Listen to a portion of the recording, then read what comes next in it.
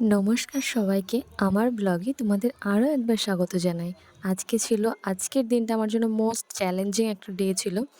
আর ফার্স্টে সকাল সকাল আমি চলে এসেছি এই পুজোসোনার অন্নপ্রাশনে তার মাম্মামকে সাজাতে। আর এটা ছিল আমার বাড়ির কাছের লোকেশন, তাই আমার বাপি আমাকে দিতে চলে এসেছে। আর এটা ছিল আমার সেই ক্লায়েন্ট। তো এটা আমাদের খুবই একটা কাছের মানুষ, আমার কাছের মানুষ। তো ফার্স্টে ওর মেয়ের অন্নপ্রাশনের জন্য আমাকে বুক করেছিল, তাকে সাজিয়ে দিলাম। এবার তারপর তার বোনকেও সাজিয়ে দিলাম আমি। পরপর দুটো পার্টি মেকআপ একদম সকাল ৮টার মধ্যে আমি কমপ্লিট করি। আর দেখো সোনাকে কি সুন্দর লাগছে, কি মিষ্টি লাগছে। দেন আমি চলে যাই হিন্দ মোটরে আমার পরের লোকেশানে। আজকে আমার সাজানো ছিল অনেকগুলো প্রায়। আর দেখো আমি লোকেশানে পৌঁছানোর সাথে সাথে ঝেঁপে বৃষ্টি, মানে মুষলধারে বৃষ্টি, পুরো ভিজে গেছি। মায়ের মন্দির ছিল সামনে, মায়ের মন্দিরে কোনো রকমে একটু দাঁড়িয়ে আছি। সত্যি কথা, সেই মুহূর্তে এত জোরে মেঘ ডাকছিল আর এত বৃষ্টি হচ্ছিল, আমরা কিছুতেই ব্রাইডের লোকেশানে পৌঁছাতে পারছিলাম না। আর 4টের মধ্যে আমাকে ব্রাইডকে ছাড়তে হবে, আর তখন অলরেডি 2টো বাজে, পুরো 2টো বাজে। 2 ঘন্টার মধ্যে কি করে রেডি করব দেখো, পুরো ভিজে স্নান করে গেছি চুপচুপে করে। আর চলে এসেছি আমি ব্রাইডের বাড়িতে। আর ব্রাইডকে আমি সাজাতে শুরুও করে দিয়েছি, কারণ আমার হাতে টাইম খুবই কম ছিল। আর তোমরা দেখো যে ফার্স্ট টাইম জীবনে প্রথমবার আমি ব্রাইড সাজাতে গিয়ে ব্রাইডের নাইটি পরে আমি তাকে সাজাচ্ছি। কারণ আমার পুরো ড্রেস এত ভিজে গেছিলো যে সেটা পরে থাকলে আমার প্রচণ্ড জ্বর চলে আসতো সাথে সাথে। আর ব্রাইডের বাড়িতে দেখো কতটা জল হয়েছে, পুরো রাস্তাটায় এর থেকেও বেশি জল হয়ে গেছিলো। সেই জল দিয়ে আমরা তার মাঝখান দিয়েও আমরা সাজাতে চলে এসেছি, কারণ এটা আমাদের কাজ করতেই হবে। হাতে মাত্র 2 ঘন্টা টাইম ছিল, আর তার মধ্যে আমাকে একটা ব্রাইড আর দুটো পার্টি মেকআপ, 3টে কাজ একবারে কমপ্লিট করতে হয়েছিল, তাই অনেকটা তাড়াই ছিলাম। তাই কলকাটা খুব সিম্পলের মধ্যে করেছি আজকে। এটা ছিল ব্রাইডের দিদি, আর আরও একটা দিদি ছিল ব্রাইডের, তো দুটো দিদিকে সাজিয়েছিলাম। আর পরের দিন এরপর অনেক আমার ছবি ব্রাইডের তুলবো। মুখ থেকে শুনে নাও ওর কেমন লাগলো আজকের না লুকটা। না, 5টা আর বাজে না, ওর লুকটা 4টে কেমন বাজে লাগলো হাওড়া ছাড়ে। অবশ্যই তোমরা কমেন্ট করে আমি জানিও। আমার আজিমগঞ্জ কাছে বলবো, বেশি লাইট ছিল আজিমগঞ্জ। না, তাই আমি ভালো করে শ্যুট করতে পারিনি। ও কাকি ঘুরে শুধু দাও না তোমার। আমার সাজানো আছে। বলো আজকে সেজে তোমার কেমন লাগলো? ভালো লাগছে। ভালো হয়েছে? তোমার মনের মতো হয়েছে তো? Fully satisfied. Thank you. পরের দিন আবার রিসেপশন লোকে দেখা হবে। Thank you. ঠিক আছে।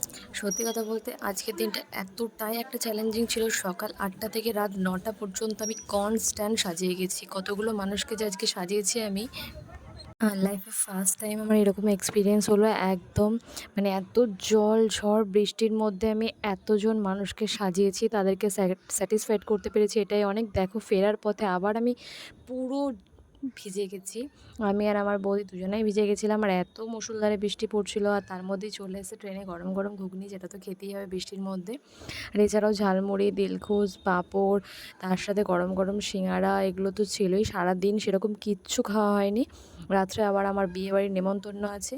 তো দেখো এরপর চলে এসেছি পরের লোকেশানে। পরের লোকেশন ছিল পূর্বস্থলী, হিন্দ মোটর থেকে পূর্বস্থলী, যেখানে এটা ছিল আমার বান্ধবীর মা। কাকিমা ভীষণ ভালো, কাকিমাকে ভীষণ মিষ্টি লাগছিলো, যদিও আমি আসার আগে আমার স্টুডেন্ট করে রেখেছিল। তো চলো এরপর আমি আমার বান্ধবী, আমার বেস্ট ফ্রেন্ডকে সাজিয়ে দিই। তার দিদির বিয়ে আজকে, তো সে আমাকে দিদির বিয়ের জন্য বুক করেছিল। ওর বিয়ে তো আমি প্রচুর তাড়াহুড়ো করে সাজিয়েছিলাম, তাই বলেছিলাম যে তোকে অন্য কারোর বিয়েতে একটু ভালো করে সাজিয়ে দেবো।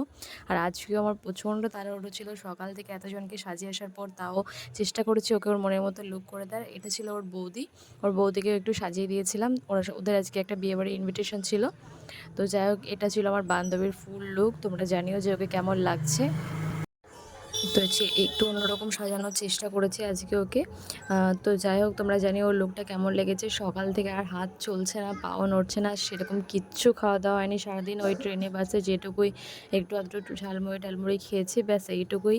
তো যাই হোক, এতজনকে সাজানোর পর চলো ফাইনালি এবার আমার বিয়েবাড়ি যাওয়ার পালা। তোমরাই বলো, এত কিছু পরেও সাজতে ইচ্ছা করে, বাট তাও বিয়েবাড়ি বলে কথা, সাজতে তো হবে একটু। তাই আমি সেরকম কিচ্ছু সাজিনি, জাস্ট একটা ক্রিম, একটু আইব্রো সেট করে, একটু কম্প্যাক্ট আর লিপস্টিক লাগিয়ে চলে গেছিলাম বিয়েবাড়িতে। যেহেতু বাড়ির সবার নেমন্তন্ন ছিল, সবাই এখানে চলে এসেছে অলরেডি।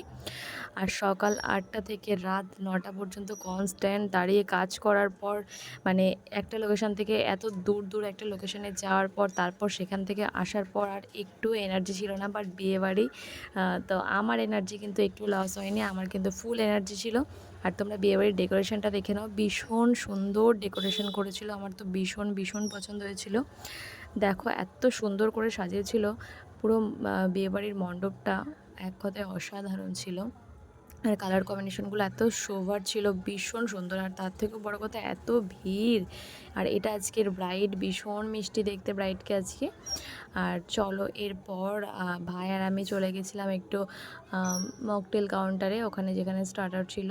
তো ওখানটাতে গিয়ে দেখলাম যে প্রচণ্ড ভিড় আর অনেক দেরি হয়ে গেছে। এখানে মকটেল ছিল, ফুচকা ছিল, আরও পকোড়া টকোড়া ছিল। তো চলো এবার ওগুলো না খেয়ে আমরা চলে এসেছি একটু সেলফি টেলফি তুলতে, কারণ অনেক দেরি হয়ে গেছে, আমরা এবার খাবার খেতে বসে যাব। এত কিছুর পরেও আমার মুখটা দেখো একদম শুকিয়ে গেছে। সকাল থেকে রাত পর্যন্ত এতগুলো কাজ, খাওয়া নেই দাওয়া নেই, বৃষ্টিতে ভিজে, আর মানে কি বলবো তোমাদেরকে, তোমরা নিশ্চয়ই বুঝতে পারছো আমার সিচুয়েশানটা কী। একটা মেকআপ আর্টিস্ট হলে হয়তো তাই হয়। দুপুরবেলাও আমার নেমন্তন্ন ছিল অন্নপ্রাশনে, বাট আমি সেখানে উপস্থিত হতে পারিনি, মা বাপি সবাই গিয়েছিলো। মেকআপ আর্টিস্টের হয়তো এটাই হয়, সব ওকেশানে অ্যাটেন্ড করা যায় না। আর এখানে দেখো ফিশ ফ্রাই হচ্ছিলো, একদম লাইভ কাউন্টার ছিল। আর যাই হোক এরপর আমাদের খেতে বসার পালা, কারণ অনেকটা দেরি হয়ে গেছে। আর এত ভিড় ছিল, এত লোক নিমন্ত্রিত ছিল, 3টে প্যান্ডেল করা হয়েছিল, তারপরেও জায়গা পাচ্ছিলাম না। অনেকক্ষণ দাঁড়িয়ে থাকার পর জায়গা পেয়ে গেছি। এদিকে মা, বোন, মেজটু, মেজমা, বাপি, ভাই, আমি সবাই মিলে একসাথে খেতে বসে পড়েছি। তো চলো এবার খেয়ে নিই। সারাদিন কিছু না খাওয়ার পর ফাইনালি খেতে বসলাম। আর এটাও একটা প্যান্ডেল, ওখানে টোটাল 3টে প্যান্ডেল করা হয়েছিল। আর সবগুলো প্যান্ডেল ভীষণ সুন্দরভাবে ডেকোরেট করা ছিল। এটা ছিল আজকের মেনু, তোমরা একটু দেখে নিও। ভীষণ ভালো খাওয়া দাওয়ার ছিল, খাবারগুলো সব কটা খাবার খুব ভালো হয়েছিল। আর এখানে ঠান্ডা জল আর গরম জল দুটো জলের ব্যবস্থাই ছিল। তো সবার ফার্স্টে চলে এসছে লেবু, এরপর ছিল পনির মুনিয়া, যেটা ভীষণ সুন্দর ছিল, খুব টেস্টি ছিল। আর তার সাথে ছিল ধনেপাতার চাটনি, যেটাও ভীষণ ভালো লেগেছিলো। মানে আমি ধনেপাতার চাটনি খেয়েছি, বাট এটা যেন অনেকটা বেশি টেস্টি ছিল। এরপর চলে এসছে স্যালাড, স্যালাডের পর চলে এসছে নানপুরি, যেটা আমি নিইনি, ভাই নিয়েছিল। আর ডাল মাখানিটা ভীষণ সুন্দর হয়েছিল, তাই আমি ডাল মাখানিটাই শুধু নিয়েছিলাম, শুধু ডাল মাখানিটা নিয়েছিলাম। এক কথায় অসাধারণ ছিল, এটা আমার সবথেকে বেস্ট লেগেছে। আর এরপর চলে এসেছে সাদা ভাত, সাদা ভাতের পর মুগ মেহিনি, মানে মুগের ডাল। আর এরপর ছিল আমার ফেভারিট ঝুরি আলু ভাজা। তো ঝুরি আলু ভাজা দিয়ে চলো ভাত আর ডালটা খেয়ে নিই। তো এরপর ছিল ভেটকি পাতুরি। তো ভেটকি পাতুরি না, সরি, এটা ছিল ভেটকি ভাপা। ভেটকি ভাপাটা এত টেস্টি ছিল, আর মাছটা এত ফ্রেশ আর এত সফট ছিল, তোমাদেরকে কি বলবো, ভীষণ ভালো লেগেছিলো এটা আমার। যদিও অনেকবার করে রিপিট করেছিল, বাট আমি নিইনি। আর তার সাথে কাতলা একটা আইটেম ছিল, কাতলিয়া বা কিছু, এটাও খুব ইউনিক একটা লাগছিল দেখতে। তো এটাও আমি নিইনি, কারণ এতগুলো মাছ খাওয়া যাবে না, আর আমি শুধু শশাই খাচ্ছিলাম। তো যাই হোক এরপর বাসন্তী পোলাও ছিল, আমি খুবই অল্প নিয়েছি, কারণ সারাদিন কিছু খাইনি। বাসন্তী পোলাওয়ের সাথে ছিল গরম গরম মাটন কষা, যেটা আমি একদমই খাই না, তোমরা জানো আমি মাটন খাই না। তো সেই জন্য আমার জন্য আমি নিয়েছিলাম চিকেন কষা এখানে। আর তো এরপর হচ্ছে চিকেনটাও বেশ ভালো ছিল, আর মাটনটা দেখে মনে হচ্ছিলো ভীষণ ভালো হয়েছিলো। ভাইরা খুব এনজয় করে খাচ্ছিলো, দেখেও আমারও ভালো লাগছিলো, বাট আমি ছোটোবেলা থেকে কখনও মাটন খাই না, তাই আর খেলাম না।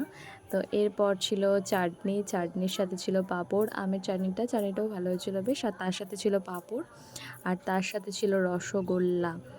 রসগোল্লাটাও আমি খাইনি, ভাই খেয়েছিল। আর এরপর যেটা ছিল দুধ কালাকাঁদ, এটা এত সুন্দর ছিল, এত টেস্টি ছিল, আমার একটা খেয়ে এত ভালো লেগেছিলো, আমি পরে আবার একটা রিপিট নিয়ে নিই, কারণ আমার ভীষণ ভালো লেগেছিলো। আর তার সাথে দই ছিল, দইটাও আমি নিয়ে নিই। আর বললাম না এত ভালো লেগেছিলো কালাকাঁদটা, যে আমি আবার নিয়ে নিয়েছিলাম, আমার খুব ভালো লেগেছিলো। তো চলো এরপর হাতটা ধুয়ে এবার বাড়ি যাওয়ার পালা, অনেকটা দেরি হয়ে গেছে, সেই সকাল 8টার সময় বাড়ি থেকে বেরিয়েছি, এখন রাত প্রায় 10:30 বেজে গেছে। এরপর পানটা নিয়ে আমরা সোজা চলে গেছি আইসক্রিমের কাউন্টারে, যদিও আমার খুব ঠান্ডা লেগেছিলো, বৃষ্টিতে ভিজেছি, তাও বাটারস্কচ ছিল, তাই একটু আইসক্রিমটা খেয়ে নিয়েছিলাম। আর এবার চলো টাটা, বাড়ি যাই সবাই মিলে। আর এরপর নেক্সট ব্লগে তোমাদের সাথে দেখা হবে। সারাদিন ভীষণ ভীষণ ভীষণ টায়ার্ড আমি। চলো টাটা।